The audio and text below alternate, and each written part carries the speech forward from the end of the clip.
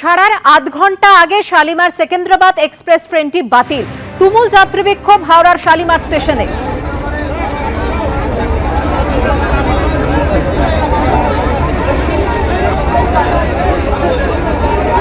এ নিয়ে কথা বলবো আমাদের প্রতিনিধি সুকান্ত মুখোপাধ্যায়ের সঙ্গে। সুকান্ত, এখন কি পরিস্থিতি, কেন ট্রেনটি বাতিল হলো, কি বলছেন বিক্ষোভকারী যাত্রীরা? দেখো, শালিমার এবং সেকেন্দ্রাবাদের যে ট্রেন সেটি আজকে সকাল 10টা নাগাদ ছাড়ার কথা ছিল, কিন্তু যাত্রীরা যখন ট্রেন ধরার জন্য সেখানে যান প্রায় আধ ঘন্টা পর অর্থাৎ 10:30 নাগাদ আচমকাই কর্তৃপক্ষের তরফে অ্যানাউন্সমেন্ট করা হয় যে 10টায় এই যে ট্রেন রয়েছে সেই ট্রেন বাতিল করা হচ্ছে। কেন আগে থেকে অ্যানাউন্সমেন্ট করা হলো না, কেনই বা তৎকালে টিকিট বিক্রি করা হচ্ছে, সেগুলোকে বুকিং নেওয়া হচ্ছে, এই গোটা বিষয়টিকে সামনে রেখে তারা প্রতিবাদ শুরু করেন। প্রথমে তারা কর্তৃপক্ষের সাথে কথা বলার চেষ্টা করেন, সেখান থেকে কোনো রকমের ঘোষণা সেখান থেকে করা হয়নি। পরবর্তীকালে তারা একেবারে বিক্ষোভ দেখাতে শুরু করেন এবং তাদের দাবি ছিল যে যতক্ষণ না লিখিতভাবে এই ট্রেন কবে বা কখন ছাড়া হচ্ছে সেই অনুমতি, সেই ঘোষণা বলা হচ্ছে বা সেইটা লিখিত দেওয়া হচ্ছে, ততক্ষণ তারা কিন্তু বিক্ষোভ চালিয়ে যাবেন।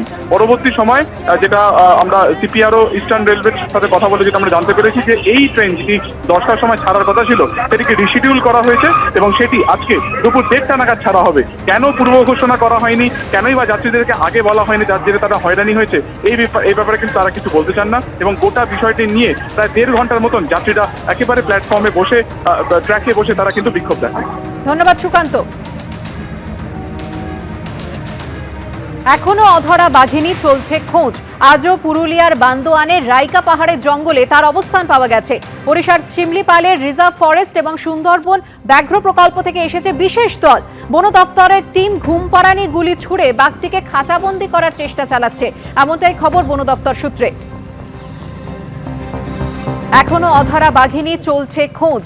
আজও পুরুলিয়ার বান্দোয়ানের রাইকা পাহাড়ের জঙ্গলে তার অবস্থান পাওয়া গেছে।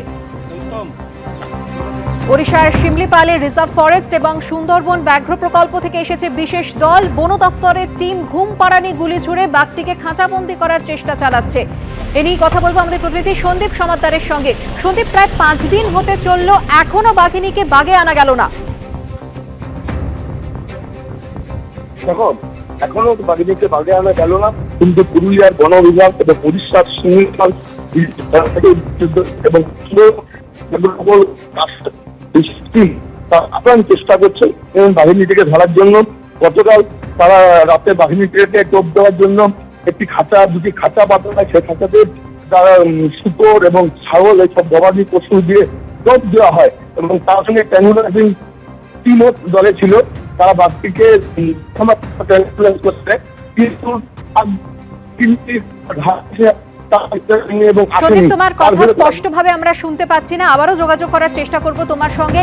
যে খবর পাওয়া যাচ্ছে বন দফতর সূত্রে যে এই বাঘিনীর অবস্থান আজ যেখানে জানা গিয়েছে সেটা হলো পুরুলিয়ার বান্দোয়ানের রাইকা পাহাড়ের জঙ্গল।